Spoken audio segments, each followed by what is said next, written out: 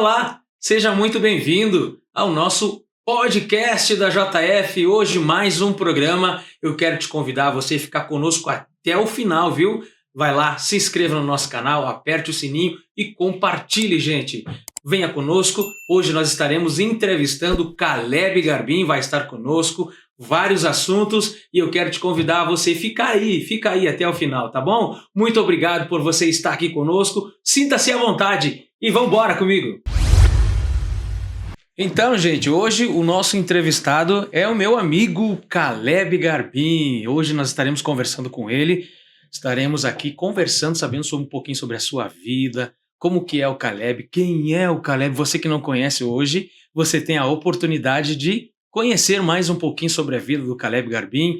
É uma honra, Caleb, te ter aqui. Que alegria, cara, a gente se reencontrar depois de um bom tempo, né? Exatamente. Alegria minha, William. Que prazer poder estar contigo aqui nessa oportunidade. Vale um cumprimento, inclusive, né? Isso aí, dado cara. o tempo aí que a gente estava sem nos encontrarmos, só nos acompanhando pelas redes sociais, né? Isso Eu vinha mesmo. para cá pensando, acho que deve ser uma amizade aí de mais de 15 anos já. Por aí. Se não tiver já esse tempo, tá beirando aí, né? E sempre no meio do evangelismo, né? Exatamente, sempre voltado para ação social, rua, evangelização. Quando eu era magrinho e quando tu tinha cabelo ainda. Quando eu tinha... É verdade, cara, é verdade. Deixa eu te fazer uma pergunta, então, talvez para muitos simples e para outros um pouco difícil, né? Mas quem é o Caleb? É difícil responder, né? Qual câmera que eu olho para lá? Isso. É difícil responder, né, William? Falar de nós mesmos é um desafio, porque a tendência é sempre puxar a brasa pro assado, né? Normal, né? Normal. Tem que falar, pelo menos nós mesmos tem que falar bem de nós, né? Mas eu sou o Caleb Garbim, tenho 28 anos, sou casado há quase 3 anos com a Caroline Garbim, mulher da minha vida, minha primeira namorada. Trabalho conheço ela de Uruguaiana. Carol de Uruguaiana, exatamente. Neta do pastor Geuseu. Exatamente. Enfim, trabalhei com o meu pai já um trabalho assim autônomo, né? Principalmente a parte de marcenaria. Depois fui para a faculdade de Direito, concluí a faculdade. Hoje estou fazendo uma pós-graduação em Direito Administrativo e Gestão Pública, que é a área que hoje a gente está atuando mais, né? Na função de vereador na cidade.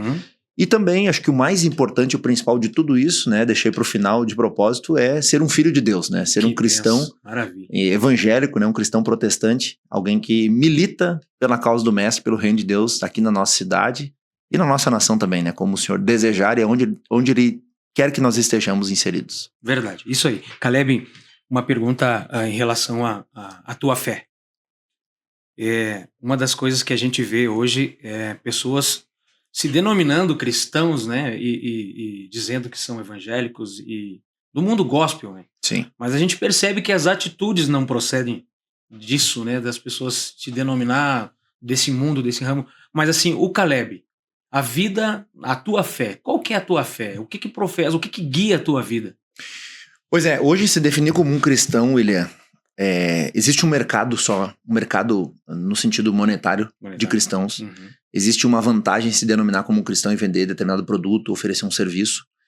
Desde um artista que talvez passou a vida inteira no mundo não servindo a Deus, né, para não dizer outra coisa, mas não servindo a Deus, de repente ele decide se converter porque ele percebe que o mercado gospel se tornou atrativo. E bom, exatamente, né? E tem clientela. Eu costumo dizer que hoje o cristão ele é tão influente que a gente decide eleição até para presidente nesse país, e a gente já viu isso acontecer. Então, hoje ser crente é uma reserva de mercado. Muita gente leva o aspecto do cristianismo para esse sentido. Porém, você e tantos milhões de pessoas nesse país encaram o cristianismo como um estilo de vida. Como uma realidade, né? Como de fato a confissão é o professar a fé em Jesus Cristo. Então, de fato, isso não tem a ver com fazer parte de uma denominação, isso não tem a ver com frequentar uma igreja necessariamente, porque frequentar por frequentar, o católico também frequenta, o espírita também frequenta um templo, quem está na Umbanda e até mesmo o ateu frequenta a sua filosofia, né, que não está baseada em um Deus. Mas nós entendemos que a fé ela é um estilo de vida, presente diariamente na nossa vida, né?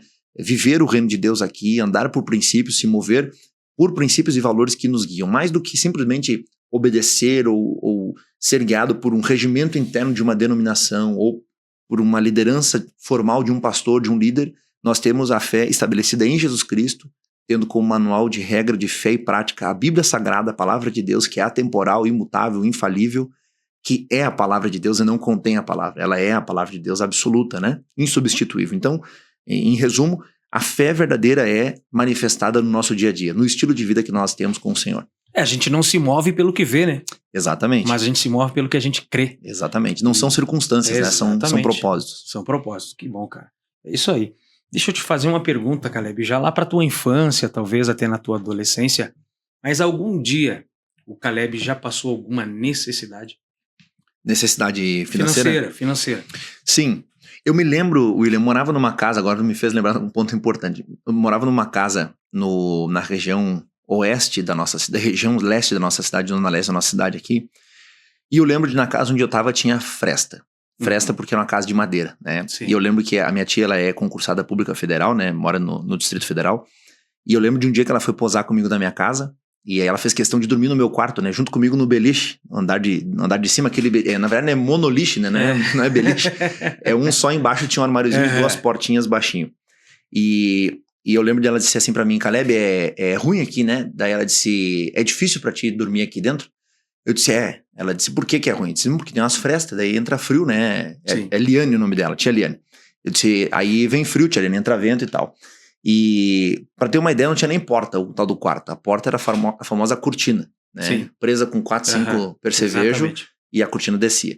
Então, eu não tô falando de alguém do interior, de década de 80, 90, anos 2000, né? Então, até porque às vezes as pessoas pensam que a gente chega em um determinado lugar porque nasceu em um berço de ouro ou privilegiado, né? Hoje existe muito essa expressão, sempre né? É isso, né? É. Mas, na verdade, é alguém que veio de baixo, de uma vida normal. Vou te dizer que, assim, graças a Deus, eu nunca passei fome, né? Não, se eu falasse isso seria uma mentira. Mas, obviamente, já passei por privações ao longo da vida. Claro. Já passamos por crises financeiras, até porque meu pai também, até hoje, trabalha por conta. Hoje, claro, muito estabilizado, né? Bem mais tranquilo do que a época da minha infância. Mas passamos por desafios, né? O lugar que eu morava à época poderia ser considerado hoje aquilo que se diz como uma periferia, uma favela, né? Estrada de chão, sem encanamento, no aspecto irregular, inclusive no que diz respeito aos terrenos, enfim. Hoje, graças a Deus, é um bairro maravilhoso da cidade, excelente. Porém, à época, existiam esses desafios, né? Então, assim, eu não uso isso como vitimismo, mas para mostrar para as pessoas que sim, vim dessa realidade, não fiz disso uma bandeira política ou qualquer outra coisa, mas vivi isso. E hoje Deus me abençoou, permitiu chegar onde nós estamos, avançando com humildade, convicção, mas sabendo de onde a gente vem. Exatamente. Com esforço, por mérito. Obviamente que existe a graça de Deus, que é imerecida, né? O favor, a bênção divina. Mas existe a nossa parcela de contribuição, né? Existe a nossa responsabilidade. Então, eu diria que sim, passei por crises, passei por desafios na infância, adolescência, juventude, normal. Como qualquer jovem, né? Mas, graças a Deus, Deus permitiu a gente superar tudo isso com a força divina, com força de vontade e trabalho, né? Sabe que importante. Tu falou da cortina, eu me lembrei da minha infância, eu também passei por isso. E lá na minha casa era assim, era 2 preguinhos, sabe, pregado, e aí passado um ferro. Cortina, um varão. Assim, exatamente. E às vezes aquilo ali caía na cabeça da gente, era uma maravilha. São as histórias, né? São histórias. Caleb, tem algum sonho que você ainda não realizou ou que você sonhou lá na tua infância e hoje você está vivendo? Que eu já realizei sonho, não diria um sonho assim, meu Deus, é um sonho que eu tinha, mas era um objetivo. Foi a faculdade.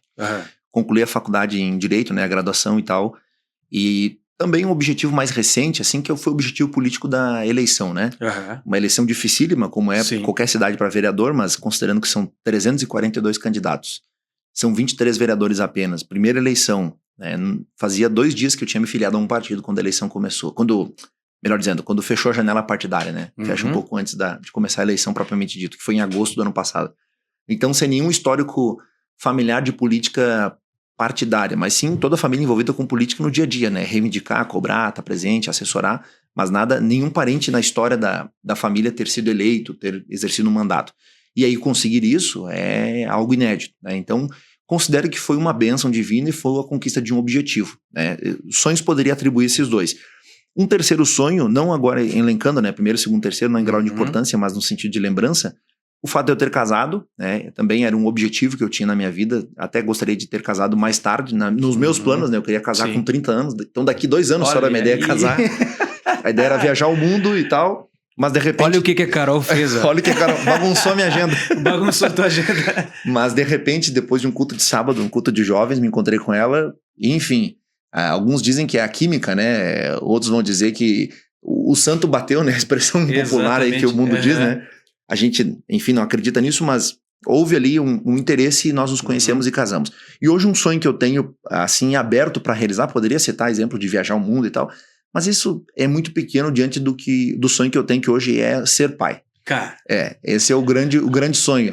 Se encaminhando desse para o próximo ano. Isso é algo assim, eu vou te dizer assim, inexplicável. O sentimento, aquela sensação de... Porque eu assisti o parto, sabe, da minha filha. Bah. Eu assisti. Não desmaiou? Não, me deixaram eu entrar. Eu tava mais nervoso antes, porque tava naquela nervosismo na espera, do que na hora que me chamaram para ir pra sala, sabe? Quando eu entrei na sala, que eu fiquei num cantinho ali, eu não sei se eu filmei, eu não lembro, acho que eu nem filmei, de tão nervoso que eu tava, mas eu queria ver. Quando aquela criança nasce, quando a doutora tirou ela de dentro da barriga da minha esposa, eu vi aquilo e disse, meu Deus... Cara, é uma vida, é algo que é divino. Não tem a sensação maior que tu possa... Não existe o que possa explicar. Que tu possa dizer, eu conquistei isso, eu consegui... Ganhei na loteria. Exatamente, isso não explica a sensação de você ver um ser que é teu sair de dentro de um outro ser e naquele momento tu perceber, eu sou pai. Meu Deus, cara. É algo divino. Nasceu um pai, né? É uma sensação divina. Porque mãe... A gente sabe que é diferente, né? A mãe, desde a concepção, desde a fecundação, né? Exatamente. Já o pai, não. O pai, eu acho que no momento que tu vê a criança, ali tu se torna pai. Ali frouxa a perna. Exatamente. Ali tu pensa... E quer dizer, agora... E agora a responsabilidade vem, mas é muito bom. Mas é um objetivo que nós temos, eu e a Carol, a gente conversa sobre isso desde a época do namoro, né? Antes de oficializarmos o namoro, nós nos conhecemos 6 meses, conversamos, oramos, depois começamos o namoro, namoramos. Então a coisa foi evoluindo, mas sempre foi um desejo da minha parte, né? Sempre encontrei na paternidade uma realização pessoal. E também, William, vai na contramão de tudo aquilo que hoje é pregado, né? Eu sempre gosto de dizer, quando me perguntam por que entrar na política, né? Por que estar num partido? Por que ocupar uma posição dessa? Eu costumo dizer, a gente é protestante, né? Cristão protestante. Então protestar é levantar a plaquinha e reivindicar, né? Nós não queremos isso, não queremos tal. Mas eu cansei de só protestar e não propor. Exatamente. Então não adianta a gente ficar só batendo panela, gritando, dizendo que é errado, mas se a gente não dá exemplo do lado de cá. Então assim, hoje o estado mais idoso do Brasil é o estado do Rio Grande do Sul. Por quê? Porque as pessoas cada vez casam menos, cada vez têm menos filhos, e os que têm filhos querem ter poucos, porque claro, o mundo é desafiador, etc, etc. Só que nós como cristãos temos que ir na contramão. O muçulmano faz isso. Exatamente, né? E não segue o que Deus disse, né? Crescer e multiplicar, exatamente, né? Dominai, sede fecundo, multiplicar. Então, eu acho que, voltando nesse sentido, né, do sonho da realização da paternidade, também é uma resposta de as pessoas saberem, é possível você esperar por um casamento, você se casar, ser feliz, constituir uma família, ter filhos, ser abençoado, deixar uma contribuição. E eu brinco de vez em quando com a Carol, a gente se pega conversando assim sobre esse assunto, e eu digo pra ela, o mínimo tem que ser 2 para nós ficar empatados. Porque nós 2 vamos embora, tem que deixar a contribuição de 2 no mundo. Né? Eu não quero, igual o Nicolas Ferreira 7, né? Daí acho que é muita fé também. Daí é muita fé, né? Mas uns 3 assim, eu acho que eu estaria preparado. Né? Tem que comprar uma spin daí, 7 lugares. Sabe que eu esperei, a gente esperou 13 anos. A gente casou, e sabe que quando nós casamos, a gente já tinha o nome dos filhos. Tanto pro homem quanto pra mulher. A gente já tinha o nome já escolhido. Poxa. E esse tempo, eu entendi também o tempo da Lu, a Lu não estava preparada, e eu entendi, porque por mim, a gente teria o filho já no primeiro ano de casado. Sim, porque eu queria muito... Tu tinha o desejo, né? Sim, eu tinha o desejo enorme de ser pai, porque eu gosto muito de criança. Eu gosto demais. Cara, igual. Criança é um negócio espetacular. Então eu sempre quis, mas eu respeitei o tempo dela, o período que ela precisou se adaptar e pensar em ter aquele sentimento, não, eu quero ser mãe, sabe? E quando isso veio, passou os 13 anos. 13 anos. E aí é familiar, é gente, os amigos, precisam ter. É uma cobrança exatamente, mas tradicional praticamente. Eu creio que veio na hora certa. Com certeza. No momento certo. Porque quando ela entrou na nossa vida, as coisas mudaram. Foi um novo período. Um divisor de águas. Nós estamos casados há 2 anos e meio, praticamente. A Carol está indo para 2 anos e meio no próximo mês.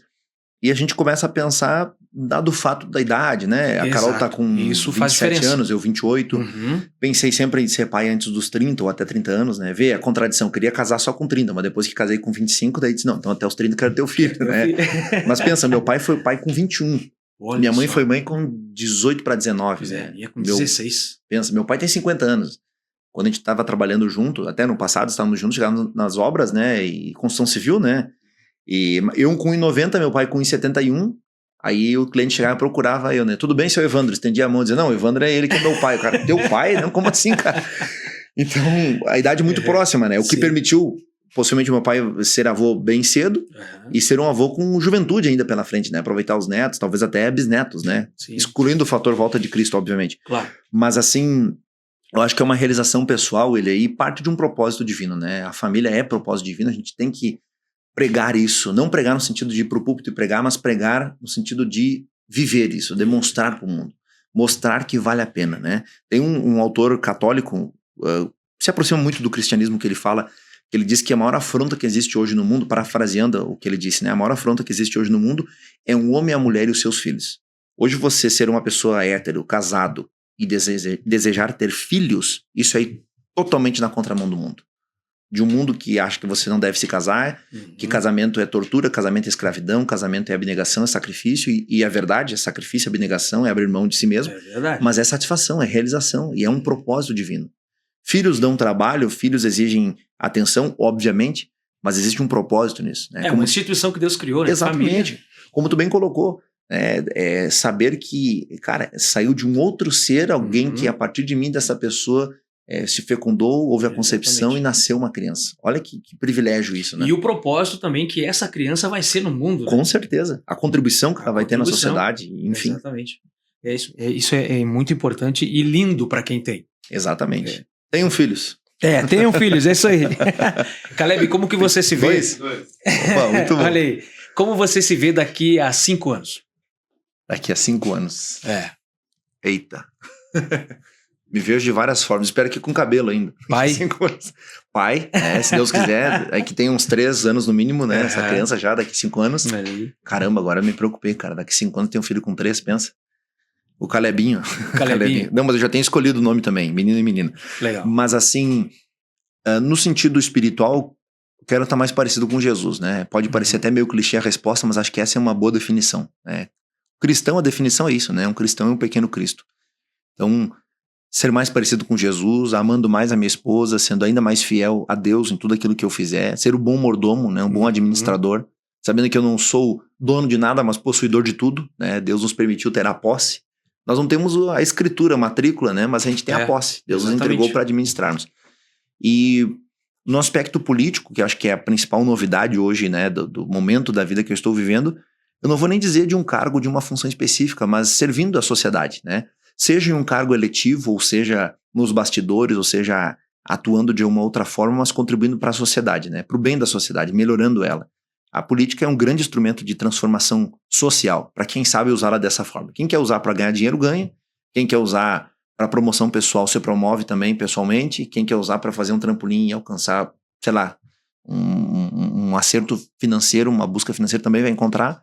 Mas o grande objetivo da política é ser um instrumento de transformação social. Então, eu acho que nós precisamos estar lá, nós cristãos, né, precisamos estar lá envolvidos, e eu espero poder ser útil nesse sentido.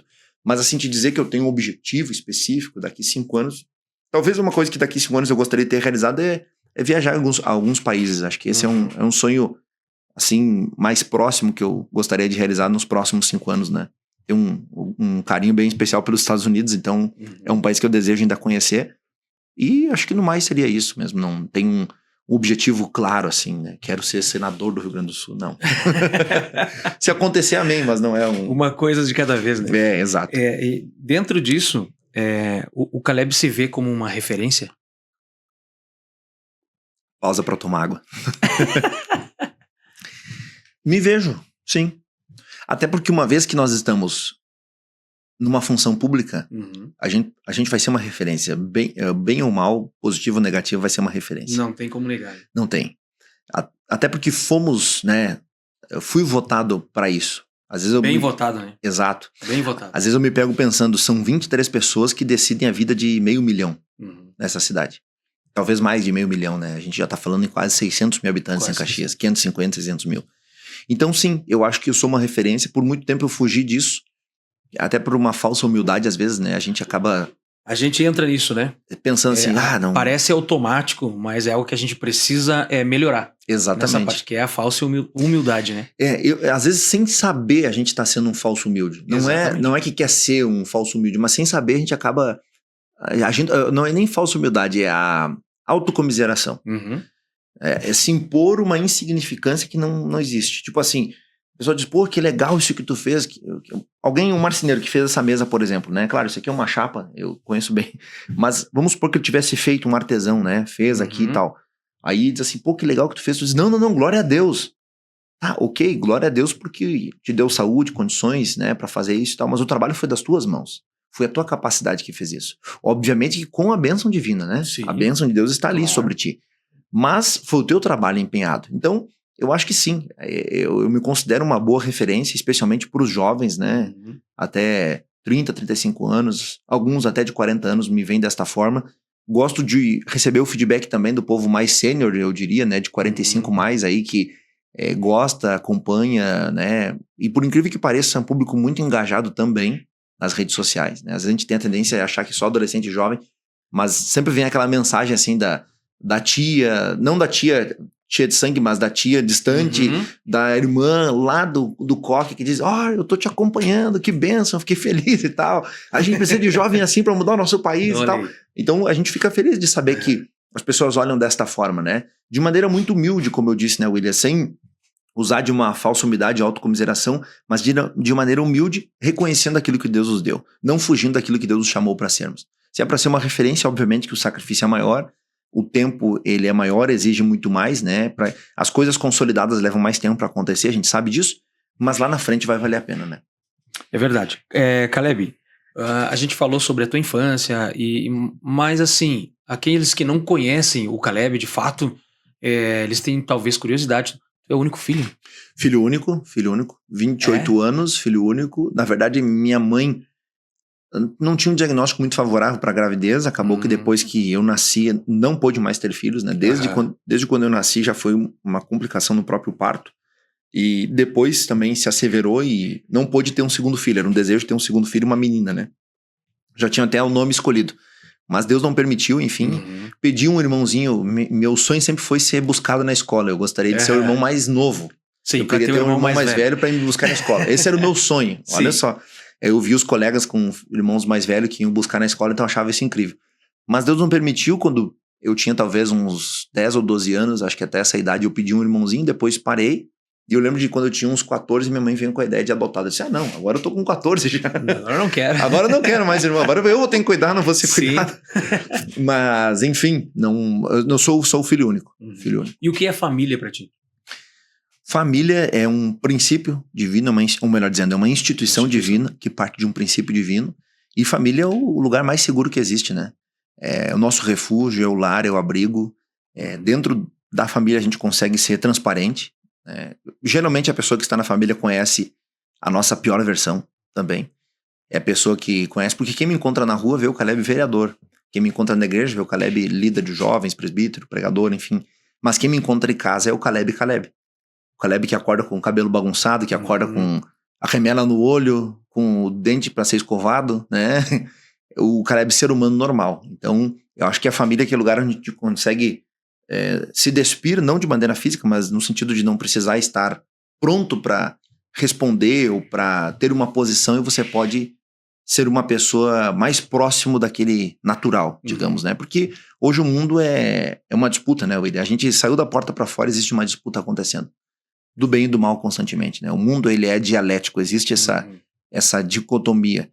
Então, eu acredito que a família é esse lugar de refúgio, um lugar onde a gente pode expor as nossas fraquezas, expor as nossas tentações, confessar as necessidades que nós temos, né? De chegar e dizer, olha, eu preciso de oração, eu preciso de ajuda, eu preciso de uma palavra, ou posso ser uma palavra de consolo para alguém também, né? Não é só demandar, mas ser demandado, né? Atender.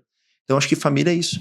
É uma oportunidade de nós estarmos próximos de quem nós amamos, nos despir de quem nós somos e estar à vontade, né? Lugar de refúgio, realmente. Falando de intimidade, o Caleb, acorda mal-humorado ou ele acorda alegre? Acordo alegre. É? Eu vou te dizer que Deus me abençoou que eu consigo dormir assim, cara, com uma facilidade absurda. Tu também? Somos dois. Essa semana eu falei na sessão da Câmara que eu fiz uma propositura de uma frente parlamentar na Câmara, a frente parlamentar evangélica, né? Vamos falar sobre isso. Vamos falar sobre isso. E depois um outro colega parlamentar também propôs uma e no final nós retiramos as duas de pauta, eu propus, ele veio junto como um coautor. Fizemos um acordo entre nós e ela se transformou em uma frente parlamentar cristã. Mudamos a nomenclatura para que os católicos pudessem fazer parte, pessoas que creem que o cristianismo é um caminho, é a fé verdadeira, enfim, para nós trabalharmos de maneira mais ampla o assunto, né? Principalmente o vilipêndio, que é um crime, né? Preconizado aí no Código Penal e tal. E aí, quando foi feita essa propositura, ontem eu olhei de novo na rede social, porque eu fui citar o exemplo para uma vereadora, tinha 340 comentários, acho que era no Facebook, e no Instagram tinha 200 e alguma coisa, de um portal de notícias só. Fora os outros, fora jornal impresso que circulou milhares aí na cidade falando do assunto, enfim. E eu disse pra ela, olha, eu tenho a facilidade, eu leio os comentários, deito pro lado e durmo, né? Eu não... Cara, porque quem votou em mim não tá lá comentando. Quem votou em mim me manda mensagem no privado e diz, cara, pô, aqui não foi legal, ou isso aqui. E eu vou te dizer bem sincero, não recebi uma mensagem de alguém que tenha votado em mim dizendo, cara, isso aqui tá errado, tá ruim. Todo mundo que votou em mim apoiou e achou que, cara, é isso aí, votamos pra que, dentre outras coisas, você fizesse isso também. Então, eu tô satisfeito, tranquilo, que eu tô honrando os votos de quem me colocou lá dentro. Esses dias eu tive um voto polêmico dentro da casa, divergindo da maioria dos vereadores, e um disse pra mim, pô, cara, deveria só te retirar, não fica te marcando negativamente, eu vou estar contra essa pauta. Eu disse pra ele, mas cara, essa pauta aqui não me representa. Exatamente. Eu não fui eleito pra... mas e vai que alguém gosta desse assunto que votou em ti? Eu disse, mas mesmo que alguém goste e votou em mim, sabe da minha opinião, votou sabendo. Eu tenho gente que votou em mim, por exemplo, tenho pessoas que são homossexuais que votaram em mim e que me demandam, e pessoas que eu vou lá, protocolo a solicitação no executivo, vejo a concretização, visito, estou acompanhando, mas discordo do modo de vida da pessoa, e ela discorda do modo de vida que eu tenho, mas me respeita e votou em mim, inclusive, porque acredita no meu trabalho político. Assim que deveria ser, né? Assim que deveria ser. É a tal democracia que dizem, né? Exatamente. Então, assim... Eu tenho uma facilidade de... nós estávamos falando do sono, já entramos em política de novo, né? Mas é inevitável. É inevitável. Eu tenho uma facilidade com dormir, então assim, precisou acordar, acordei de bom humor, sabe? Não tem essa dificuldade de, tipo, ir processando e tal, ligando, a menos que eu esteja muito cansado mesmo. Mas aí nem vou acordar tão cedo, né? Também, se estiver muito cansado, a menos que tenha um compromisso. Né? Eu não tenho esse problema também, de dormir. Graças a Deus. A questão de dormir, sabe? Que às vezes tem gente que demora pra dormir e se vira pro lado. 10 minutos eu tô dormindo. Eu também. Se a cama, né? O cara chega ali pra dormir. Eu converso muito com a Lu fala em relação a isso, que a gente é bem diferente, o oposto do outro. A Carol também, mesmo. Porque ela demora, e ela pensa lá 15 dias depois, e não consegue dormir, e pensa nos problemas, eu deito e durmo. Porque eu dormindo ou não, os problemas vão estar lá, né? Vão estar acontecendo. Quando eu acordar no outro dia, o problema vai estar lá. Então deixa eu pra resolver no outro dia. Tem uns versículos que eu mais gosto da Bíblia, talvez justamente pela facilidade de dormir. O Senhor dá os seus enquanto dorme, né? Então eu digo, Senhor, agora é hora do Senhor me abençoar. Me abençoar enquanto eu durmo. Exatamente. Então eu tenho facilidade. A Carol às vezes sofre pouco, porque eu tenho uma dificuldade com ronco, né? De vez em quando quando tô muito cansado, principalmente quando parece que tu foi drenado durante o dia, né? De tanto compromisso e correria. Aí acabo que dou uma roncada, né? Então essa é a dificuldade, mas graças a Deus tudo certo. Eu também não tenho essa dificuldade, não. E outra coisa, mau humor pra mim é um negócio que eu não entendo. Mas é eu, né? Eu não entendo. Como que a pessoa consegue acordar assim, nesse mau humor, e ainda leva um filho. Eu falo isso porque eu vivo isso lá em casa. Né? Eu tenho 2 mulheres lá em casa, né? Então, e elas demoram, né? Elas acordam. Tem dias que a Sofia acorda a 200, né? E outros dias que ela é igual a mãe dela. Ela vai naquela lentidão e lá depois das 10 horas da manhã que a coisa começa a engatilhar. Isso, Mas eu continuo não entendendo. Porque eu já acordo, eu abri os olhos na cama e eu já tô a 200. É aquela história, acordou, estamos acordados, vamos pra cima. Então acabou, né? E eu também sou muito noturno, então às vezes eu gosto de prolongar aí até 1h30, 2 horas, 2h30. Às vezes a Carol tá dormindo, não tô em função, trabalhando, estudando, agora tem a pós-graduação que eu tô fazendo, então às vezes aproveito esse horário. É mais silencioso, né? Claro. Ou às vezes eu coloco em dia as mensagens do WhatsApp. Às vezes tem mensagem dos eleitores e tal, e aí eu, cara, vou responder. Às 2h30 tem gente recebendo mensagem minha, mas daí no outro dia vem a resposta da resposta, assim vai. Bom, enfim, o Caleb, que muitos acompanham nas redes sociais, como é que eu posso te dizer? eles não sabem normalmente como que foi ou como que é a vida do Caleb fora da vida política, né? Sim. E as pessoas querem saber também como é o Caleb na igreja. Tu diz no aspecto de função? Exatamente, Quem é o Caleb na igreja, o que o Caleb já fez, ou o que o Caleb faz. Eu comecei, propriamente dito, como cristão, eu vou dizer que nasci na igreja, né? Na verdade, nasci no hospital, né? Mas a gente tem essa mania de falar, né? Eu nasci na igreja, né? Com alguns dias eu estava sendo apresentado na igreja, então eu tive o privilégio de nascer em um berço de oração, como diz o pastor Davi Lago, eu gosto da definição, um berço de oração. Meus pais já eram cristãos, né? Haviam casado também na igreja. Meu pai era cristão há 2, 3 anos quando se casaram. Minha mãe já era desde os 5, 6 anos de idade, também filha de cristãos. Então, já vinha de gerações isso. Então, tive esse privilégio. Nunca experimentei a vida mundana, digamos assim, né? Eu lembro que as 2 vezes que eu fui em uma boate, uma delas foi quando tive a formatura do exército. Pode ser interpretado como uma boate, uma danceteria. Foi como é que é o nome daquele espaço? O Jockey Club lá em Forqueta. Um espaço de eventos, fazem até casamento lá, inclusive. Mora lá perto. Mora lá perto? Mora. E aí nós tivemos a festa, eu lembro que tava todos os colegas bêbados e só eu lá, meio que pai de todos, cuidando, né? Era o mais novo da turma e o mais responsável. No final, fui dirigindo pra casa. A chave do carro ficou contigo. Exatamente. Levei um colega bêbado pra casa ainda. Quando cheguei em casa, ele acabou vomitando na calçada de casa. Tive que botar ele pra dentro da minha casa, dormiu no sofá e no outro dia levei ele pra casa dele. Um abraço, inclusive, ao meu amigo, vou preservar o nome dele, porque hoje ele é oficial das Forças Armadas. Mas assim, então, e a segunda vez que eu entrei foi pra pregar. Nós fizemos um culto no Pepsi Club ali em frente ao Iguatemi. Sim, em frente ao Iguatemi. Tu deve lembrar dessa época, foi 2019, uma quinta-feira à noite. Tinha um evento ali, me convidaram pra dar uma palavra e Deus nos abençoou. 5, 6 pessoas aceitaram Jesus na oportunidade. Então, as únicas 2 experiências mais próximas do mundo, digamos assim, né, foram de festa e tal, foi isso. Nunca tive curiosidade, acho que muito se deve ao fato que meu pai e minha mãe sempre foram muito transparentes comigo, né? Então tive a oportunidade de crescer e permanecer na igreja durante esse período, né, todo. Não condeno quem teve as suas crises, William, na adolescência, na juventude, que às vezes tiveram uma falta dentro de casa e muitas vezes por conta da falta acabaram tendo a sua fé abalada, porque eu entendo, né, a importância da estrutura familiar e a ausência familiar também, o tanto que impacta, inclusive na fé de uma menina, de um menino, de um adolescente, enfim. Mas Deus me deu esta família firmada, sólida e a oportunidade de seguir. Então, em 2013, quando eu tinha recém-completado 17 anos, o pastor Oswaldo Vieira, que hoje é pastor-presidente da Assembleia de Deus em Flores da Cunha, me convidou, na época eu congregava na Assembleia de Deus do bairro Reolon, me convidou para liderar jovens, com 17 anos. Então, legalmente, nem respondia por mim, né? Isso foi em 2013. E aí, eu lembro que ele falou comigo numa terça-feira, depois de um culto de oração, falou comigo e meus pais e me disse: Caleb, sábado é culto de ceia, eu quero que você me dê a resposta. E durante aquela semana eu orei, jejuei, fiz consagração, procurei uma resposta e nenhuma resposta. Chegou no sábado, na hora do culto, início do culto, cheguei na portaria, ele me estendeu a mão e disse: e aí, meu jovem, qual é a resposta? Eu falei: pastor, a resposta é não sei. Deus não me falou nada. E ele disse: Deus não te falou nada? Não. Eu disse: mas e no teu coração, qual que é o desejo que existe? Meu desejo é medo, né? O sentimento que tem no meu coração é medo. Mas o segundo, eu tenho o desejo de trabalhar, de ser útil. Então, você vai ser empossado hoje. E teus pais são bem-vindos a estar contigo e tal. E o que eu expliquei pra ele na época, eu disse: pastor, eu sou uma bomba relógio, né? Eu sou um problema pro senhor, porque eu tenho 17 anos, né? Tinha recém feito 17. Não era batizado com o Espírito Santo na época. Não tinha nem possibilidade, nem ideia de namorar, até porque a ideia de namoro com meus pais era depois dos 18 anos, e eu respeitava isso também, e fui namorar bem depois dos 18, inclusive. Então eu disse pra ele: eu posso ser um problema pro senhor, né? Ele disse: não, mas eu confio, o Espírito Santo vai te guiar, e nós precisamos de um líder, e fui. Isso foi em fevereiro. Em março nós tínhamos um retiro no Parque das Tuias, salvo o melhor juízo, tu estava presente nesse retiro. Há 12 anos, março desse ano, agora, né, fechou. Sim, na verdade, fechou. 12 anos desse retiro.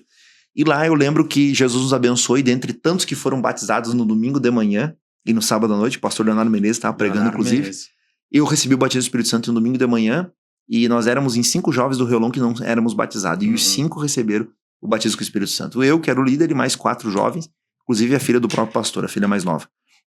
E aí voltei para Caxias incendiado, né? Disse: cara, é isso que eu quero trabalhar com jovens. De lá ficamos 3 anos trabalhando com jovens no São Caetano, no Reolon. Depois, em 2016, viemos para o São Caetano. Começamos a trabalhar ali com o Rafael, como vice. Fiquei 2 anos como vice, depois liderei mais por 3 como líder. Aí trabalhei como vice-líder geral durante 2 anos. Trabalhei com evangelização.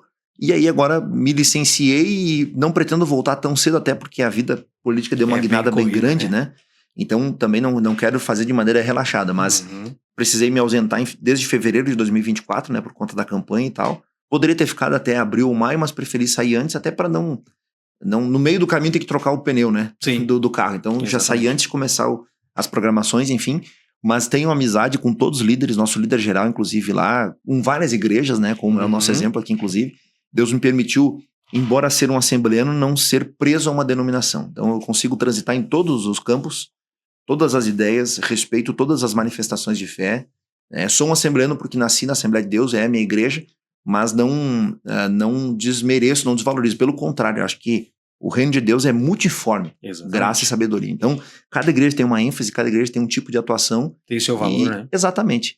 E o meu papel enquanto representante, né, nem digo político, mas como um servo de Deus na terra, não é representar uma denominação, mas é representar o Senhor, que é o Senhor de todas as denominações. Né? Então, porque Jesus, quando ele vier buscar, ele vai buscar a sua noiva. Exatamente. Né? Então, cara, que bom. A gente ouviu um pouquinho, você que aí não conhece o Caleb, essa é um pouquinho da história do Caleb, e agora eu tô falando, eu tava me lembrando da minha primeira reunião de líder da juventude. Eu lembro que quando tu entrou, eu olhei e digo, não pode ser verdade. Daí comentei com a Lourdes, e o que ele tá fazendo aqui? Se a reunião é de líder, né? Daí começaram a apresentar um por um, aí tu foi apresentado de... ele é um menino! 17 anos. Ele é um guri. Só tinha tamanho. Exato. Ele é um guri. E outra coisa também que veio é... E solteiro. Nossa, na época era Tu lembra disso? Imagina, ainda mais a Assembleia de Deus, né? Existe muito isso. Tanto é que eu acho que depois, eu devo ter sido o primeiro líder solteiro e depois de mim começaram a surgir outros, né? Porque daí não tinha. Não tinha. Não tinha. Era um pré-requisito. Era quase um tabu, né? Exatamente. Até porque trabalhar com jovens era quase... Vou usar essa expressão aqui, né? Meia chula até, mas era a raposa cuidando do galinheiro, né? Sim. Alguém que não fosse casado, né? Exatamente. Às vezes o casado já tem as suas tentações naturais, como qualquer outra pessoa, imagina um solteiro, né? Então, é verdade. Mas Deus permitiu, foi um tempo de muita maturação. Às vezes eu brinco quando prego para os adolescentes que eu não tive chance de ser um adolescente, né? Quando estava entrando na juventude, já estava liderando. Então não deu tempo de ter as crises. Acho que foi muito benéfico por um lado isso, porque não dava tempo de pensar em a fé oscilar. Tinha que ser o exemplo, né? Na questão de casamento, eu sempre dizia, comentando com meus amigos e tal, que me impressionavam, né? Cara, tu tem que casar, cara, tem que namorar, pô, tu é líder e tal. Eu dizia, cara, cada coisa ao seu tempo. Eu não quero uma esposa para me acompanhar no meu ministério. Eu quero alguém que tenha um ministério junto comigo. Não é alguém para casar para legalizar uma consagração, uma posição, um ministério, ou eu ter uma aliança no dedo para dizer assim, então agora eu posso ser consagrado. Não. A ideia era ter alguém que compartilhasse dos meus propósitos, valores e tivesse o desejo de seguir naquele caminho, né? Então Deus nos permitiu trabalhar com questão de missões, né? O Missão Sul, que é um projeto missionário que nós temos já há 6 para 7 anos, e tantas outras frentes, né? O Impactados que acontecia, depois o Impactados School nas escolas, nós vamos voltar inclusive, se Deus quiser. Que bom. Então, isso é bom. Trabalhando com a questão da valorização à vida, o bullying, respeito à família e tantas outras coisas, né, William, que Deus permitiu durante todos esses anos a gente desenvolver e o nome dele é sempre glorificado, né? Eu gosto de um texto que está lá em Atos, capítulo 13, versículo 26, 23, eu não lembro exatamente, mas diz que Davi serviu o Senhor serviu em sua geração conforme a vontade do Senhor. 2 expressões. Serviu em sua geração conforme a vontade do Senhor. Ele não serviu a geração dos seus pais nem a dos filhos, ele serviu na geração dele. Ele foi relevante para a geração dele. Então eu sempre penso, eu não quero servir a geração dos meus pais, não é que eu não quero servir, mas o meu objetivo principal, o meu foco precisa ser alcançar essa geração. Exato. E não adianta eu pensar na geração dos meus filhos somente, eu tenho que pensar nessa aqui. E segundo, conforme a vontade do Senhor. O Senhor tem um desejo, tem um plano, tem um propósito estabelecido e a gente quer viver aquilo que Deus tem para nós. Né? E dentro disso tudo, no meio evangélico, tem algum sonho que você queira realizar ou um objetivo, um propósito a alcançar no meio evangélico? No meio evangélico. Eu gostaria de ser um financiador. Peço que Deus me dê condições. Agora é bem financeiro realmente o sonho de ser um financiador de jovens. Um patrocinador, melhor dizendo, não um financiador, um patrocinador. Eu sempre tive o meu coração muito voltado para a questão missionária, desde criança. Lembro de, quando eu tinha 4, 5 anos, ir no meu pai e pedir para ele, pai, me dá oferta. Quando vinha o momento da salva e meu pai me dava lá a nota de R$1, a falecida nota de R$1, né? R$1, R$2, 5. O falecido beija-flor. O falecido beija-flor, exatamente. E eu lembro de ofertar R$1, R$2 na época, talvez seriam hoje R$10, R$15, né? Correção monetária, inflação, enfim. Mas eu lembro de esse ato, esse gesto, e por outra vez eu nem pedia, mas meu pai me estimulava a colocar na salva. Então eu aprendi isso, né? De ter essa generosidade e tal. Então, um sonho que eu tenho é ser um patrocinador, seja para uma formação superior de um jovem que não tem condição, que quer, mas não tem condição. De fato não tem condição, não alguém que não quer trabalhar, né? Exato. Mas alguém que realmente precisa de um aporte, de alguém que precisa, sei lá, fazer uma viagem missionária. Tenho procurado já ajudar alguns, não na altura e na medida que eu desejo, mas de fazer isso, né? Também não estou esperando a coisa ficar 100% boa, tudo resolvido para começar a fazer, né? Claro. Aquilo que Deus nos entregou nas nossas mãos, a gente vem semeando, vai colhendo e isso vai perpetuando, né? E um outro sonho que eu tenho, eu acho que seria junto, associado com a questão missionária, mas mais agora, assim, pessoal, desenvolver uma escola missionária. Tem um colega, um amigo que é parceiro também nesse propósito, nesse projeto. Já fizemos um ensaio, digamos, disso no aspecto online, mas ainda muito, muito embrionário, muito pequeno, até porque o tempo não nos permitiu ainda sentarmos e conversarmos, mas é um desejo também que eu tenho, né? O sonho ainda em ver grandes avivamentos acontecendo no nosso país, em Deus tocando e nos fazendo não termos só pregadores no púlpito, mas nós temos pregadores nos tribunais, nós temos juízes, políticos, empresários, cineastas, pessoas envolvidas com a moda, né? Nas 7 esferas que nós temos na sociedade, gente que se envolve em todas as áreas e, através do poder da caneta, pode fazer a vontade de Deus, né? Não só em um púlpito, em um 3x3, como eu digo, né? Ou atrás de um microfone ou de um instrumento musical, mas sendo útil em todas as áreas da sociedade, né? Podendo alcançar todas as esferas sociais. Acho que isso de fato, estabelecer o reino de Deus aqui na Terra. Benção. Caleb, tem algum hobby? Eu tinha um hobby que o tempo também não me permite hoje desenvolver tão bem, que era a leitura. Já fui um leitor voraz, né? Lia bastante. Teve um ano que eu li uns 50 livros, mais ou menos, 50, 52 livros, foi uma média de 1 por semana, né? Acho que isso foi em 2016 ou 17, talvez. 17, acho. Quando estava entrando na faculdade. De lá pra cá não consegui ter essa média, mas ainda gosto, né? Quando posso e sobra um tempinho, eu gosto de ler. Procuro manter o devocional em dia, né? Mas essa leitura, assim, mais no sentido de hobby e tal, mais de aliviar a cabeça, entretenimento, não tenho conseguido. E um outro é o futebol. Futebol 7, principalmente, né? De vez em quando, na sexta-feira, dá um jogo. Mas também agora tô devendo pro meu time, já faz uns 3 meses que eu não vou lá. Mas acho que eles não estão sentindo a minha falta, que eu não sou muito bom. Ninguém manda mensagem, só tá no grupo lá, a escalação. Caleb, até agora, de tudo que você já viveu ou tá vivendo, qual que é o teu maior desafio? O maior desafio é não desfazer com as minhas atitudes aquilo que as minhas palavras têm dito. Acho que esse é o grande desafio na vida pública, né? Porque hoje tudo que eu falo tá registrado. Exatamente. Inclusive agora. Inclusive agora, exatamente. Então, assim, eu sei que muito posicionamento que eu tô tendo hoje, daqui a 2, 3, 4 anos vão vir à tona. Não porque é coisa errada, sim, mas é porque vão vir situações onde eu vou ter que cortar na carne, como a gente hoje usou essa expressão na sessão ali na Câmara. Então, o grande desafio é esse, é não despregar com atitudes aquilo que eu tenho dito com as minhas palavras. Acho que esse é o grande quê da situação, né? E hoje eu me policio muito mais. Se uma vez eu saí de casa com um bermuda e uma camiseta que eu tô dentro de casa, outro dia eu fui sair assim, a Carol me chamou antes, tá, peraí, vereador, e aí? Não dá? Aí eu disse, não, peraí, que agora eu não represento só a mim mesmo. Claro. Eu represento 2.337 pessoas, 36, né, o 7 sou eu, que votaram em mim, represento a mim mesmo, que é o mais importante, represento a minha família, a minha esposa, a uma igreja, a um povo cristão nessa cidade, que são mais de 60 mil pessoas. Represento um partido político, que talvez é o menos importante de tudo isso, mas também represento ele. Então eu não posso só pensar em mim mesmo, né? Claro. E hoje o grande desafio é isso, é ser coerente. Acho que essa é a grande expressão. E às vezes ser coerente é desagradar muita gente, né? Você tem que ser coerente. Pau que bate em Chico tem que bater no Francisco. Tem que bater. Faz parte. Exatamente. E então, como que tu se mantém motivado? Propósito. Acho que depois que a gente tem um propósito estabelecido, por mais que você tenha os altos e baixos, né? E às vezes oscilações, né? Às vezes o vale não te permite olhar o propósito, mas aí você traz aquilo que disse Jeremias, né? Lamentações, capítulo 13, versículo 22, talvez, não lembro. 13, 22, acho que é. Quero trazer à memória aquilo que pode me dar esperança. Então eu acho que essa é a grande questão, né? E quando eu falo esperança, agora eu falo bem no aspecto político.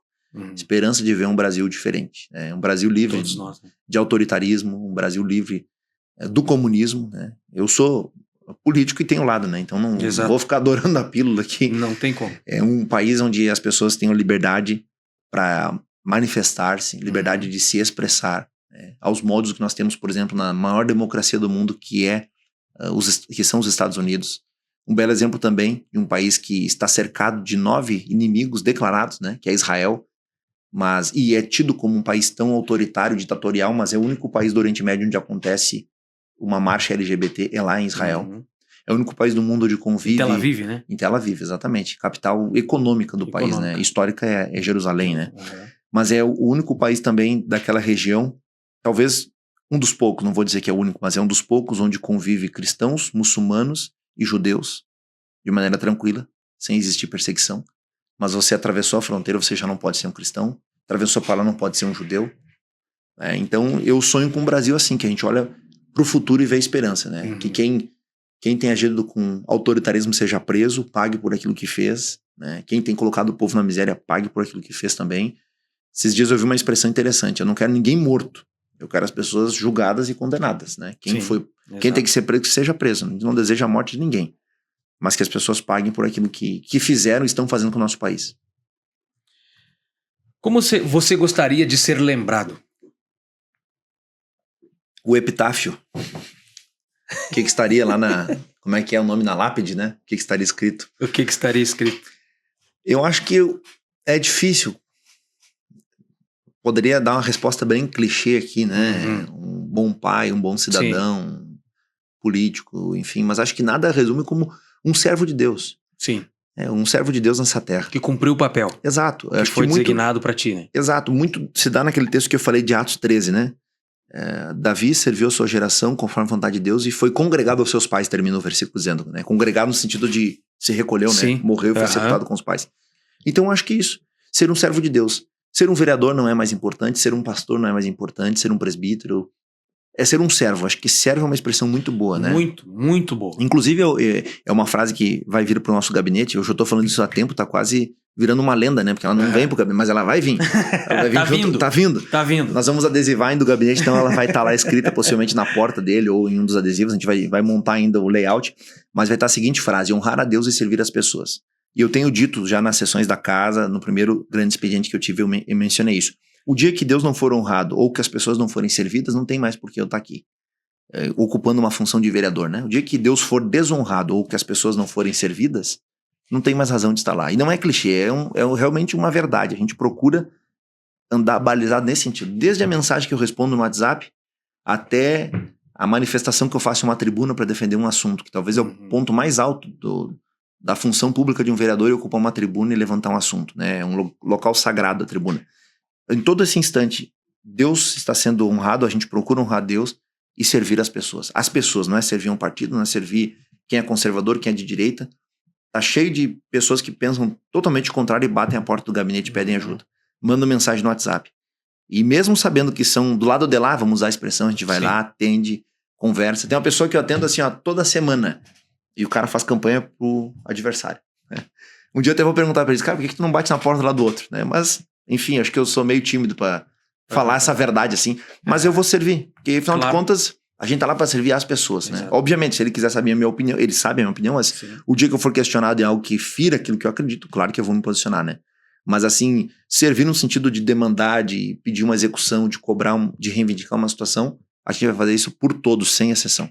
Sendo ateu, sendo espírita, católico, Hare Krishna, sei lá, qualquer profissão religiosa, uma profissão política, uma profissão ideológica, nós vamos estar lá para servir as pessoas.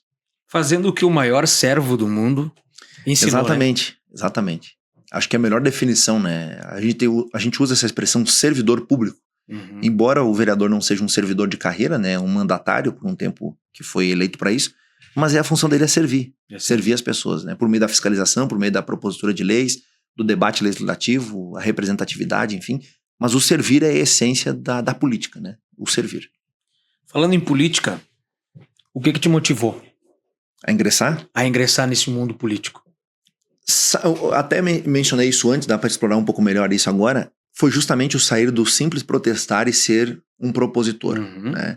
Esses dias eu ouvi de um colega partidário, um colega ideológico, né? Do mesmo espectro ideológico ali, conservador.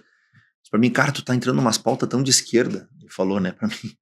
E eu disse pra ele: pauta de esquerda? O quê? Ah, tu tá lá, negócio da educação, tá lá, negócio da cultura e tal. Eu disse pra ele: cara, mas a gente tem que estar lá. Se a gente entregar na mão deles, primeiro que eu não creio em neutralidade. Eu acho que geralmente quem fica em cima do muro cai pro lado errado. Né? Então não tem essa história de, eu vou ficar neutro, que não vou me posicionar de nenhum lado. Ou assim, não, já ocuparam esse espaço, então eu não vou. Não, eu quero estar lá para me meter de fato. Usar a prerrogativa que eu tenho.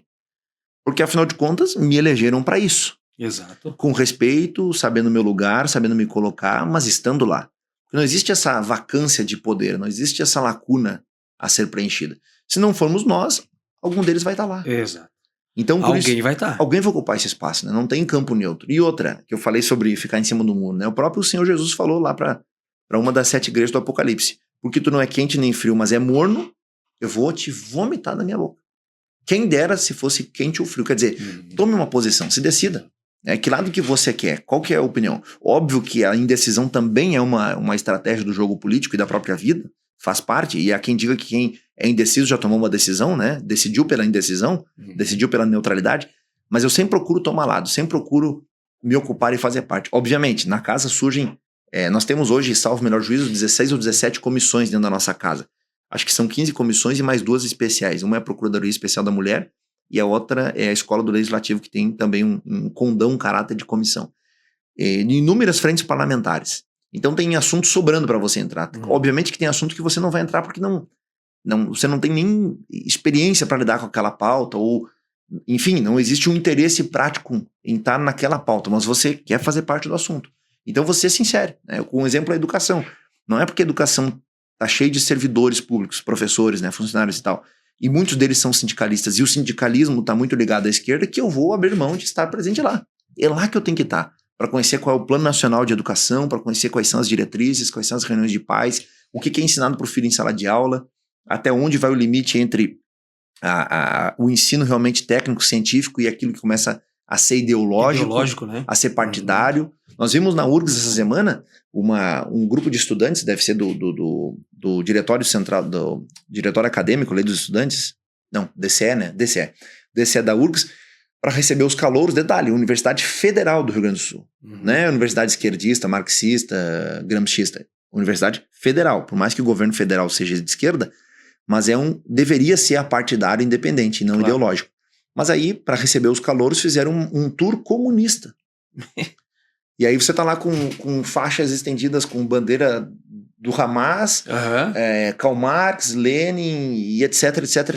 E aí nós vamos fazer um tour comunista dentro da universidade. Aí eu, como direito, vou ficar quieto? Não, peraí, lá tem um imposto lá dentro. Tá o meu imposto, é o imposto de quem está nos assistindo, de quem está assistindo esse podcast. Eu tenho o meu dinheiro que sai daqui de Caxias do Sul, que é pago por nós, e vai lá pro federal, lá para Brasília, para ser administrado, para financiar esse tipo de coisa. Então, Caxias está para receber uma universidade federal. A Universidade Federal da Serra, do Nordeste do Estado. Possivelmente vai ser no Campus 8 aqui na nossa cidade, né? Está se estudando essa possibilidade. Bem aquecido o assunto.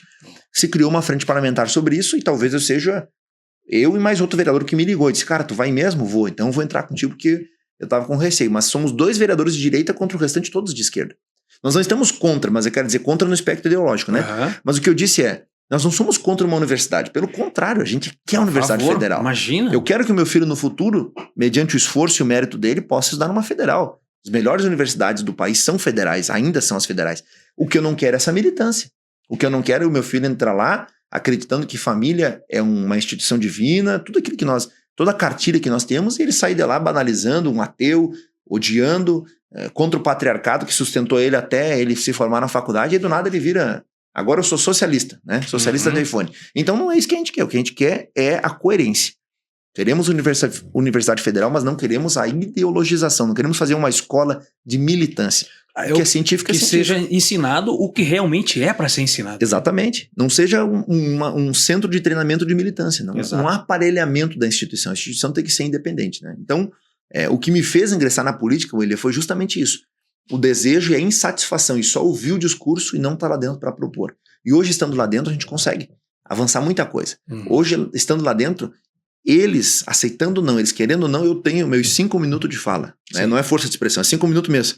Que eu posso ficar 5 minutos declamando uma poesia, cantando o hino rio-grandense. É o teu espaço. É o meu espaço. Não ferindo uma questão ética, uma questão de ordem que o regimento não permita, eu tenho esse espaço. Ou 10 minutos, ou 20, enfim, depende a situação, né? E principalmente tenho o desejo de votar, tenho a possibilidade, a condição de votar. E cada voto que eu tô dando lá, eu não tô votando por mim, eu tô votando por milhares de pessoas que são representadas por mim naquele lugar. Que gostariam de estar lá. Exatamente.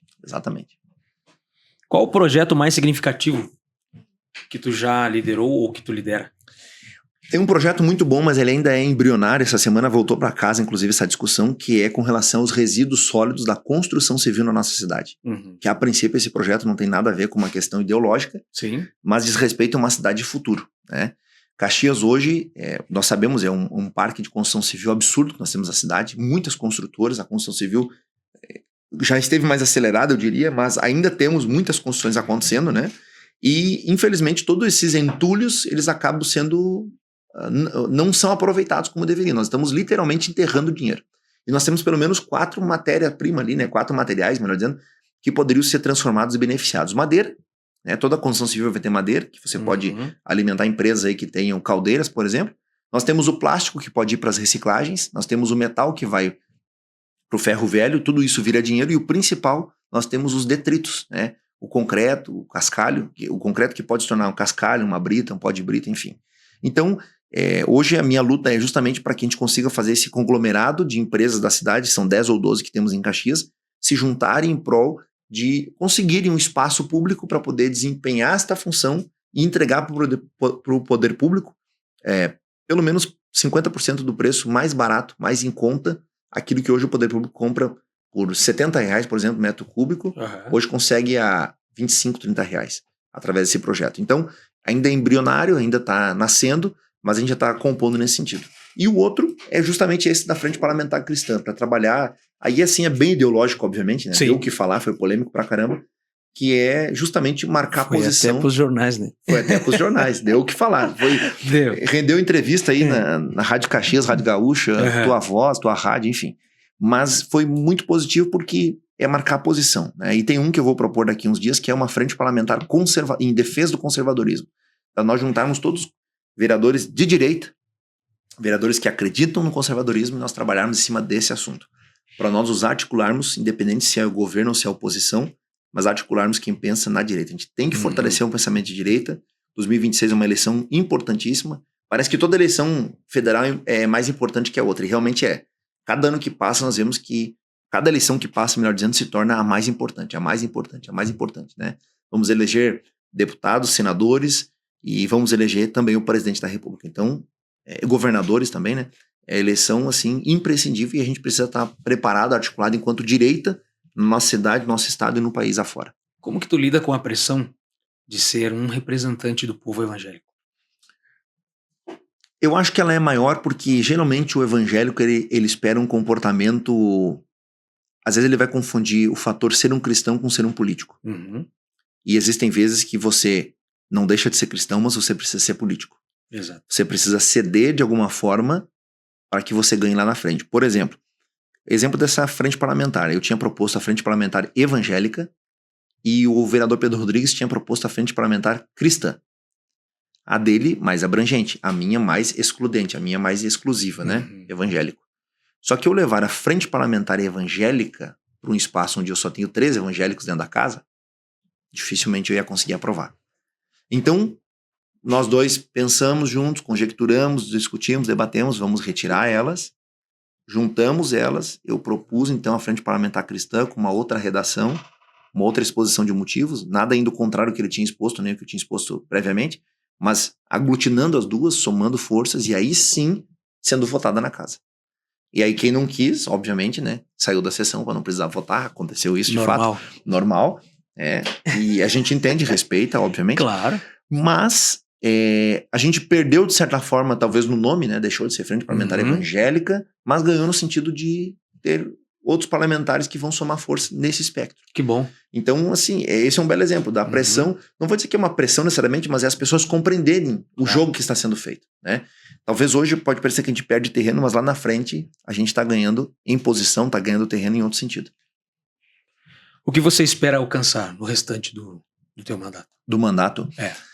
A prestação de serviços públicos de qualidade acho que é um ponto muito importante, eu tenho batido nisso, nas oportunidades que tenho para falar aí com a imprensa, podcast, enfim, ou com as pessoas de maneira geral.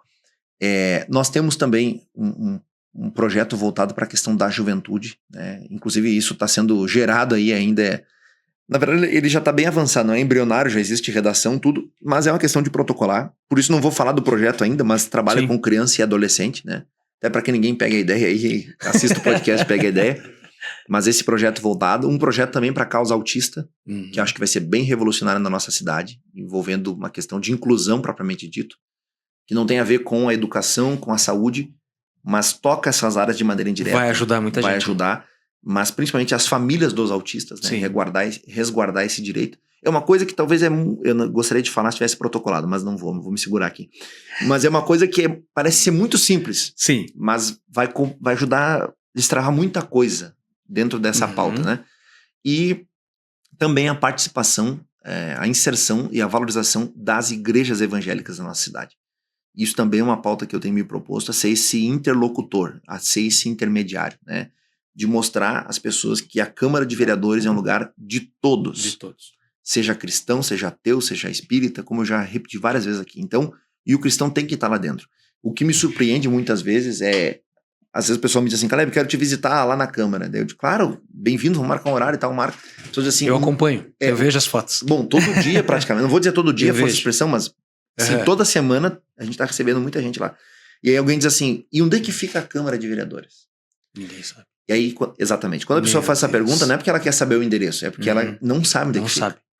E sem falar aquele que se dizia, eu vou ir na prefeitura te visitar. E aí eu digo, não estou na prefeitura, estou na Câmara de Vereadores. A prefeitura tem a função de executar e nós temos a função de fiscalizar e legislar. Então são funções diferentes. E o que eu penso, o que eu observo é que durante muito tempo, boa parte da sociedade não se via representada pelos políticos que lá estavam. Ou porque eram eleitos e sumiam, ou porque eram eleitos e não respondiam, não davam retorno, não se aproximavam da comunidade, não faziam a visita na casa da pessoa que elegeu, procuravam só no ano eleitoral. Então muita gente acabou descredibilizando a política, desacreditando, se afastando, né? E o meu trabalho também é isso, é aproximar as pessoas, mostrar, cara, esse espaço aqui é teu, você pode estar aqui dentro, você é bem-vindo.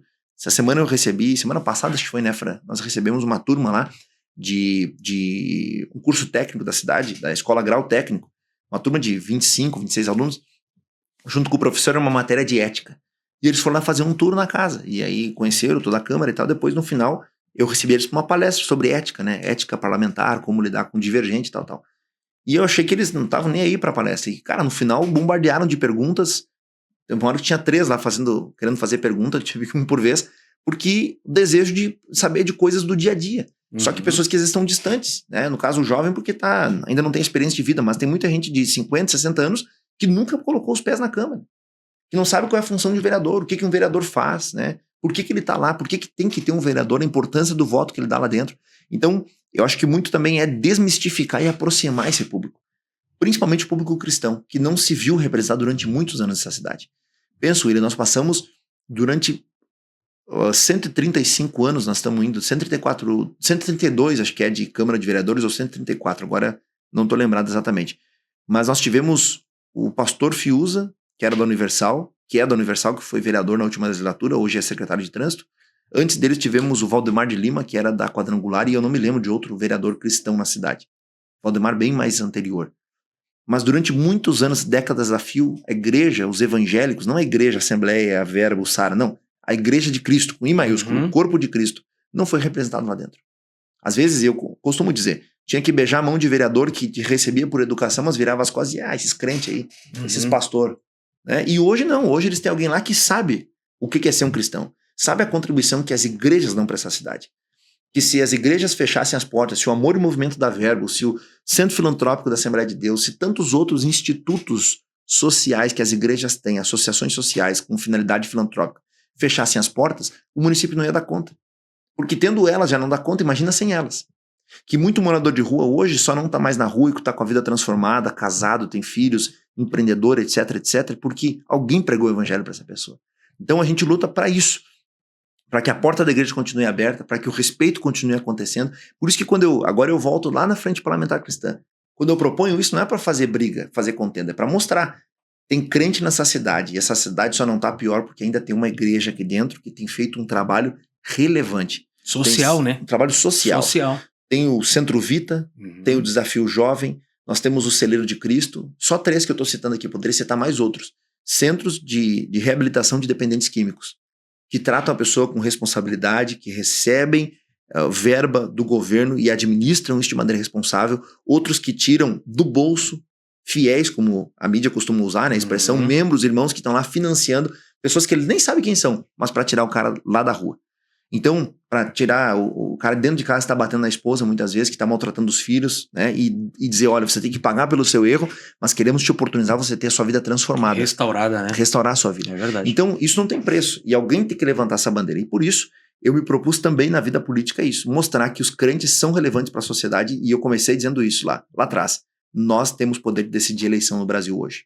Então, os crentes têm que estar muito atentos de quem se aproxima em período eleitoral querendo ser representante cristão. Vai ver o passado. O que esse cara fez? Onde esse cara estava? Como ele se posicionou? Qual é a história de fé que essa pessoa tem? Qual é a história de posicionamento público que tem voltado para esse assunto de fato, né? É porque às vezes no passado é uma coisa e depois quando chega a época de eleição se torna outra bem diferente, né? Coloca a blusa sem decotezinho nenhum, saltinho baixo, Bíblia debaixo do braço e vai pra igreja. E no caso dos homens também, né? Deixa todo o espectro marxista de lado e aí se torna um cristão. Mas passa defendendo o Estado autoritário, ateísmo, totalitarismo. Aí fica difícil. Né? Fica difícil. Como vereador, Caleb, como que você enxerga as pequenas e médias empresas? Hoje votamos uma frente parlamentar, inclusive, para pequenas e médias empresas lá na Câmara de Vereadores. Fui favorável. Acertei na pergunta. Foi por unanimidade. Viu? Foi positivo ter desmarcado o podcast no outro dia. Ó. Viu só? Hoje nós falamos do assunto.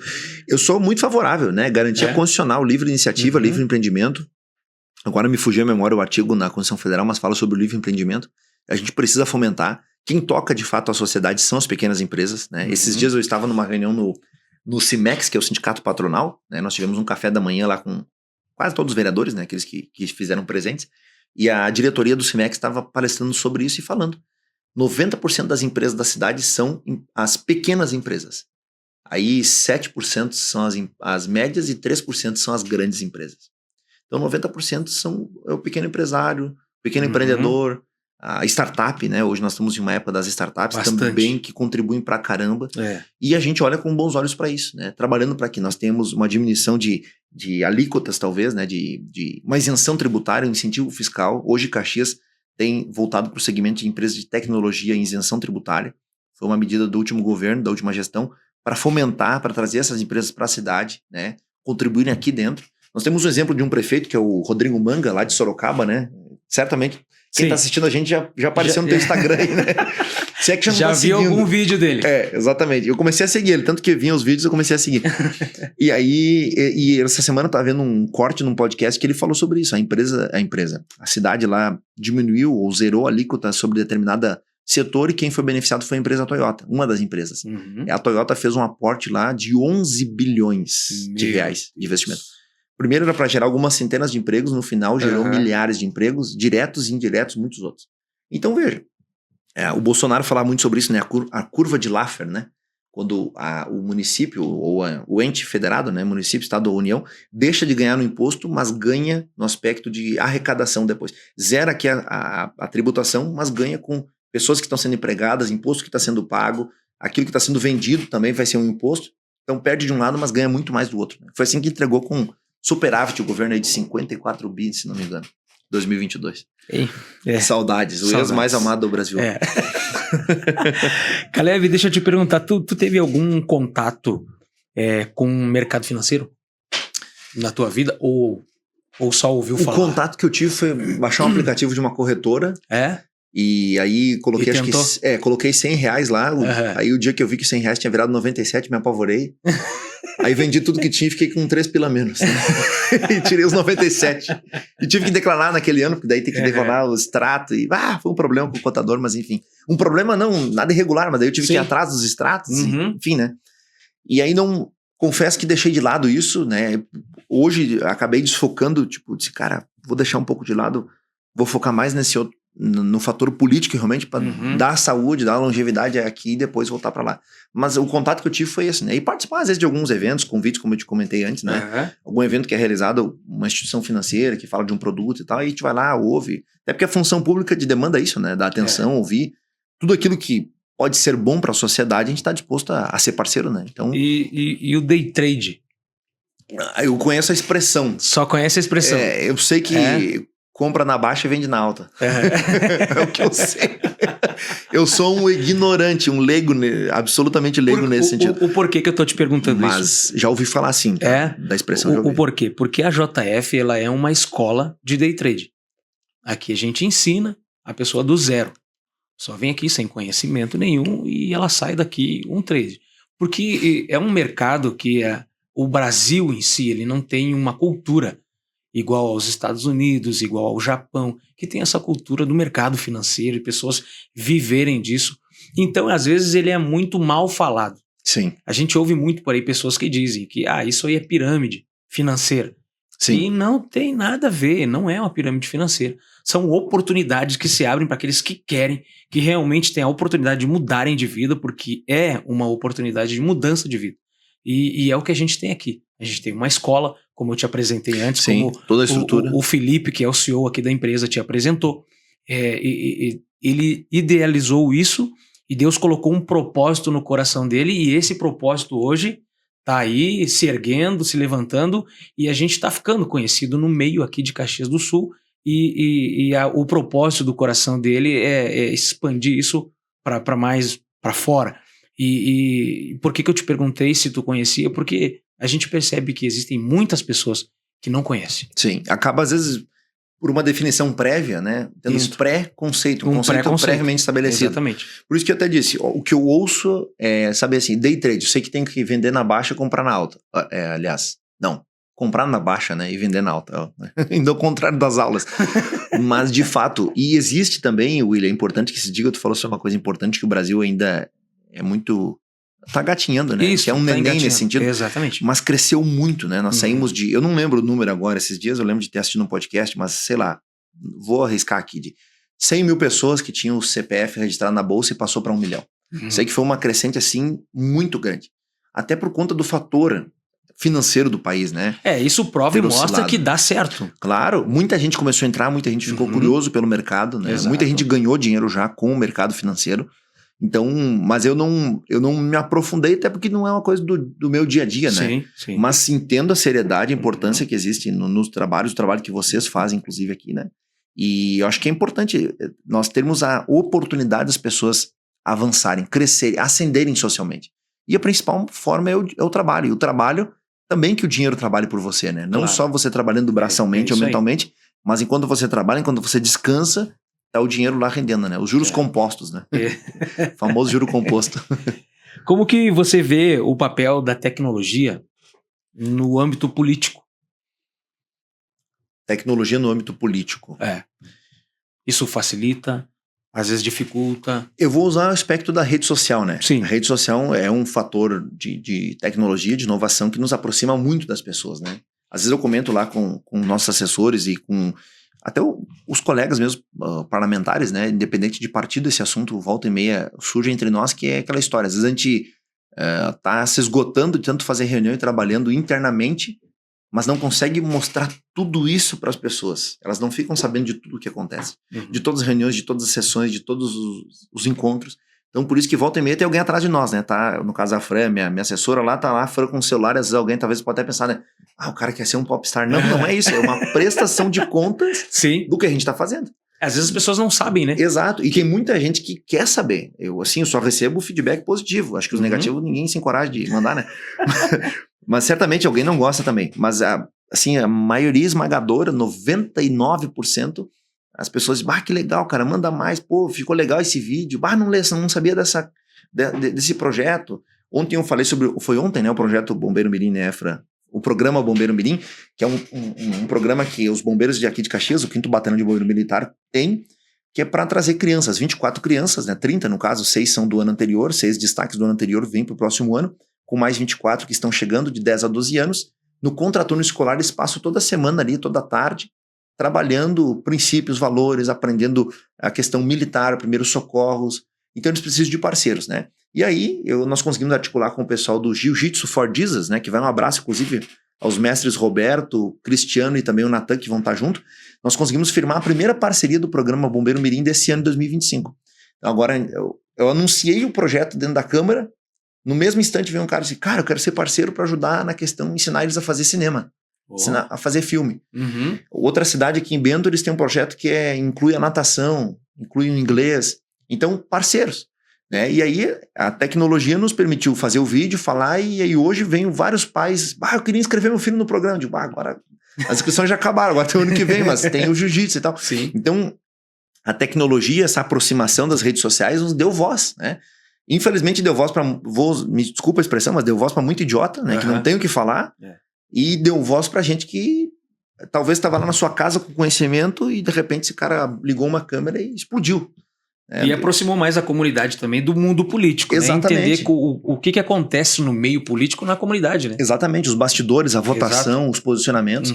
E a tecnologia de maneira geral no mundo, né? Eu vou pensar que talvez o cara símbolo da tecnologia hoje no mundo é o Elon Musk, né? Sim. O Elon Musk, que diz um deputado. O Elon Musk. Eu já vi várias expressões. O Elon Musk, acho que é o grande nome, né? Eu vou te dizer que a tecnologia ela é assustadora, de certa forma, né? Você pensar assim que a gente pode daqui a pouco ser substituído por robôs, né? Ou por robôs, né? Daqui a pouco não é mais o William nem o Caleb, mas é o ciborgue do William e o ciborgue do Caleb conversando aqui. E isso tá no mundo geopolítico, né? Exatamente. Hoje, muito bem dito, hoje a guerra não é mais uma guerra militarizada. Tecnológica. Não é mais troca de tiro. Hoje a guerra é tecnológica. A guerra hoje é de dados. Né? Hoje você faz muito mais mal invadindo um sistema do que matando um exército. Né? Então, é assustador pensar que a tecnologia não tem fronteiras. Eu acho que a tecnologia ela é muito bem-vinda para muita coisa. Né? A inovação é importantíssimo, mas chega uma hora que a gente perde a humanidade da coisa. Né? E aí chega um ponto, acho que se torna irreversível. Você não consegue mais retornar. E aí é um problema. Eu acho que a humanidade não descobriu esse limite, mas eu acredito que a gente está bem próximo dele, sabe? Me dá medo. Esses dias eu estava vendo um vídeo que foi feito com o IA, né? Do Neymar.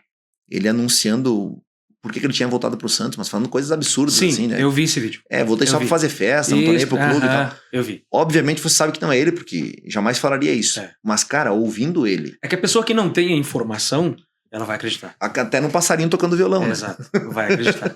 Aquela história, se tá na internet é verdade. É verdade. Né? O critério de muita gente é esse. Então, e eu olhei o vídeo e, cara, por mais que a gente saiba... É assustador. Eu fiquei pensando assim, cara, mas parece o cara. Isso quando não aparece o Mário Sérgio Cortella, né? Falando o versículo bíblico. Né? Exato. É assustador, né? Exatamente. É assustador. Então, eu tenho medo de nós não soubermos qual é o limite da coisa, né? E certamente do fator tecnologia vai vir dominação mundial e todo o desdobramento escatológico aí que nós vemos na Bíblia, né? É verdade. Volta de Cristo, enfim. Isso é um assunto que eu gosto demais. Eu não me arrisco porque eu sei que tem gente muito preparada, né? Mas eu gosto também, eu gosto de ouvir. Mas o conversar e o que a gente conhece, né? Exatamente, conjecturar. Isso, escatologia e geopolítica. Muito bom. Que nem diz um pastor, né? Falando agora, né, dos pré-tribulacionistas, meso e pós, né? E os atribulados também, né? E tem os atribulistas. Como é que é? Atribulistas. Isso, os atribulistas. Diz um pastor, né? Não importa se nós vamos tomar café, leite ou café com leite. No final, se primeiro é o café, se primeiro é o leite, ou se os dois juntos. No final é café com leite. Exatamente. Né? Então, assim, eu não entro nessa discussão. No final, assim, que Jesus volta, a igreja vai embora. E vamos estar todos com ele. Amém. Espero que seja no pré-tribulacionismo, né? Vivo para que seja assim. Mas se a gente tiver que passar por uma tribulação inicial, pelo menos... Firmados nós estamos, né? Amém. Firmados nós estamos. Em nome de Jesus. Estamos prontos. É isso aí. Caleb, muito obrigado. Tamo junto. Quero te agradecer. Eita, o tempo voa, hein? Voa, muito rápido. A gente tinha mais assunto, mas o tempo, né, não ajuda. O que eu ia te dizer? Fica aberto aqui o convite. Obrigado. Para quando você quiser voltar. A gente ter mais assuntos. Eu creio que mais pra frente a gente vai ter mais assuntos. Claro. Você já vai ter mais um... Vai desenvolvendo o mandato. Vai desenvolvendo o mandato, exato. Tem outras coisas. Talvez até novidade que você queira trazer aqui para nós. Claro. Para nós ser a porta de entrada para novidade. Opa! Para nós vai ser uma alegria imensa. Com certeza. A gente ter essa parceria. Muito obrigado. Foi um prazer enorme. Se tiver algumas considerações, algum abraço que você queira dar... Te agradecer, William, a ti, né, amigo já de tanto tempo, pelo convite. Que bom que a gente pôde se reaproximar. Na verdade, nunca estivemos distantes, Exato. Né? A gente se distanciou no aspecto geográfico, né? Isso, uma apenas. mudança de igreja, mas o sentimento permanece sendo o mesmo, Exatamente. Né? Quando tu mandou mensagem pra mim lá do apelido, eu confesso que eu demorei, cara, pra lembrar. Demorou pra lembrar do que era. Meu Deus, cara. Pô, eu não lembrava desse. Mas que bom poder te reencontrar, né? E saber que tanto tu quanto a Lu, a Sofia, enfim, toda a família estão abençoados e servindo como canal de bênção aqui. Tá nos representando lá. E que bom, honrado por esse voto de vocês também e de tantas outras pessoas da cidade. Agradecer ao JF, né? O CEO aí, o Jefferson Felipe, né? Isso, Jefferson Felipe aí, o CEO, junto com toda a equipe aqui. É legal conhecer a estrutura de vocês. Fiquei feliz com a cadeira gamer aqui, né? Gostou? Eu disse, aqui é top, hein? Legal, né? E obrigado pelo convite mesmo. Fico à disposição naquilo que a gente puder ser útil, né? E o conselho que eu deixo para as pessoas é continuarem acompanhando aqui, né? As entrevistas que virão. Acho que é uma oportunidade muito bacana. Podcast, eu sou suspeito em falar. Às vezes eu coloco o podcast lá no 1.25. Eu não tenho muita paciência para ouvir no 1.0, né? Pulo alguma parte rápido lá e aí vou lavar uma louça, vou resolver, ou vou estudar, às vezes estou lá ouvindo. Sim. Então eu sou entusiasta, gosto bastante. E o conselho para quem está nos assistindo também ouça a política, faça parte dela, se envolva com ela. Não deixe que o vereador apenas te represente, o deputado. Eu sei que não pode se envolver com tudo, se inteirar de tudo, mas minimamente participe, cobre, fiscalize quem fiscaliza. Acho que isso é importante, né? Olha, eu tô puxando o problema pro meu lado, né? Eu tô pedindo para as pessoas me fiscalizar, mas acho que é esse mesmo caminho. Quando não era político de maneira político partidária, né? Não estava eleito, mas sempre os seres políticos todos somos, né? Todos somos seres que desenvolvem a política. Eu já fazia isso. Então é um conselho que eu dou para as pessoas, né? E a gente precisa de jovens, de cristãos, de homens, mulheres envolvidos na política. Temos que ocupar espaço. Não existe espaço vago nesse mundo. Vereador Caleb Garbim, a JF agradece. Tamo junto. O nosso muito obrigado. A gente, como eu já te falei, estamos com as portas aqui abertas para quando quiser retornar e quando quiser vir fazer uma visita também, né? Entender um pouquinho mais do mercado financeiro. A gente está aí disponível para te explicar e te mostrar como é que funciona todo o processo aí. Tá obrigado. Bom? Tamo junto. Mano, conta comigo aí. Muito obrigado. Que Valeu. Deus te abençoe. Amém. Continue nessa luta e no propósito, o que Deus confiou as tuas mãos para fazer. Amém. Faça com alegria, que tudo vai acontecer conforme o desejo do teu coração. Em nome de Jesus. Que Deus te abençoe. Obrigado. Amém? Tamo junto. Deus abençoe. Forte abraço a todos. Gente, brigadão. Nos acompanhe. Um grande abraço. Obrigado por você ter ficado até aqui. Muito obrigado mesmo. Que Deus abençoe a cada um de você que está nos assistindo. E até mais. Tchau!